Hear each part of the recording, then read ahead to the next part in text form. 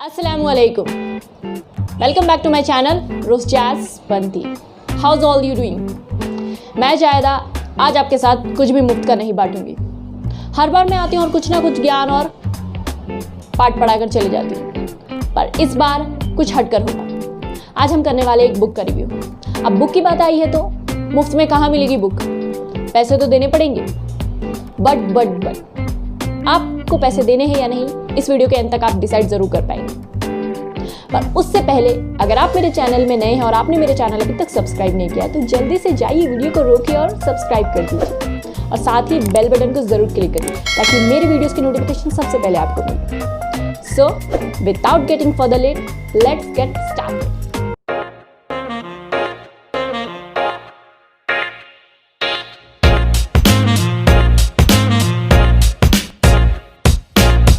Book का review करने जा रही हूँ उस बुक का नाम है the power of your subconscious mind, आपके अवचेतन मन की शक्ति। इस बुक को जोसेफ मॉर्फी ने लिखा है इन द ईयर 1963 में।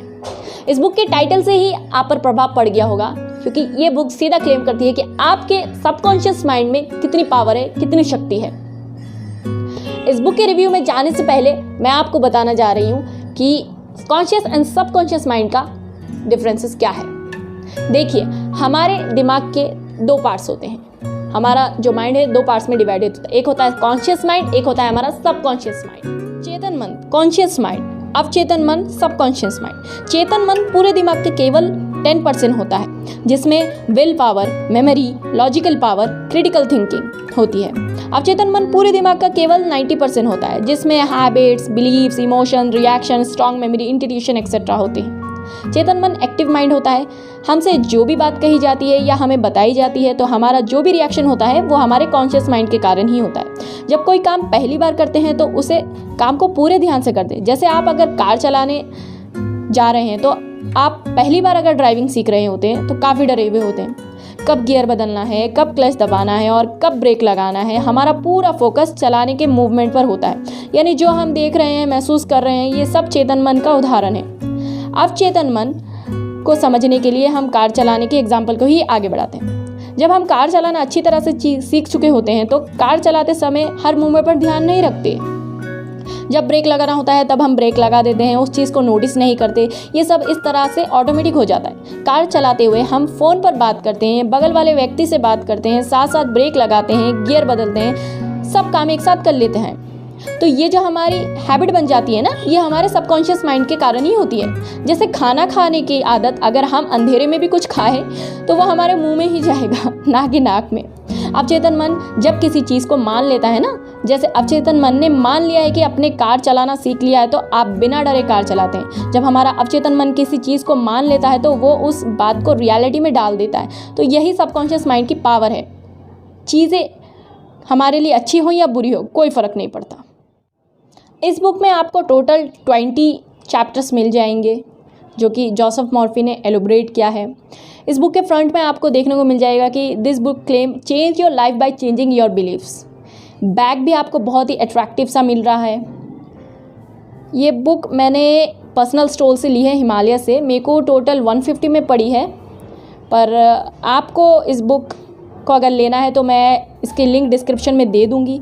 आप ज़रूर जाके अमेज़ॉन से ले सकते हैं। तो उससे पहले आप बुक खरीदें, आपको बुक के बारे में कुछ और जानकारी दे दी। आपको बुक में 20 चैप्टर्स देखने को मिल जाएंगे।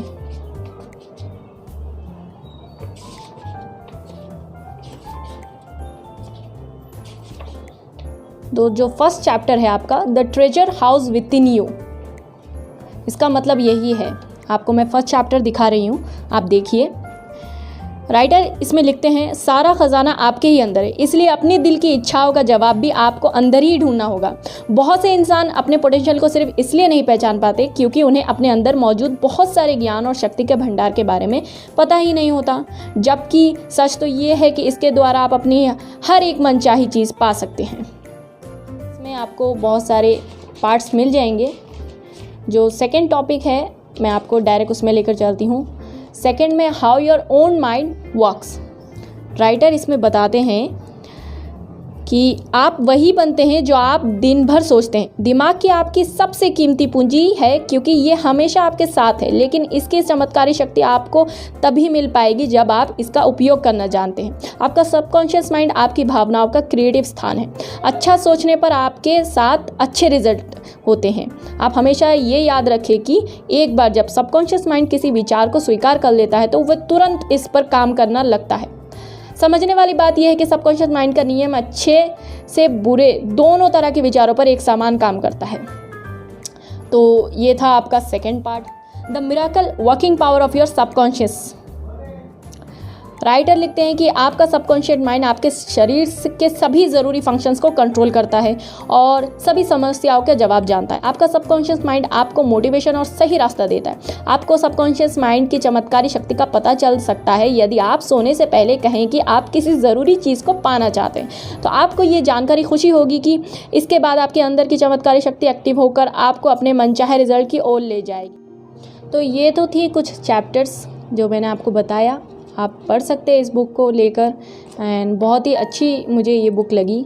अगर आप चाहो तो इस बुक को ले सकते हो, क्योंकि आप खुश और अधिक सफल होंगे यदि आप सीखते हैं कि आपका दिमाग कैसे काम करता है, आपका चेतन मन सोच को कैसे वर्क करता है। इसके विचार अवचेतन मन में डूबे जाते हैं। आपका अवचेतन इन विचारों को स्वीकार करता है और उन पर कार्य करता है। आपका जो भी चेतन विचार है अवचेतन में एक समान काम करता है। अच्छी बातें सोचे और अच्छाई आपके जीवन में दिखाई देगी, बुरी बातें सोचे और बुरी चीज़ें दिखाई देगी।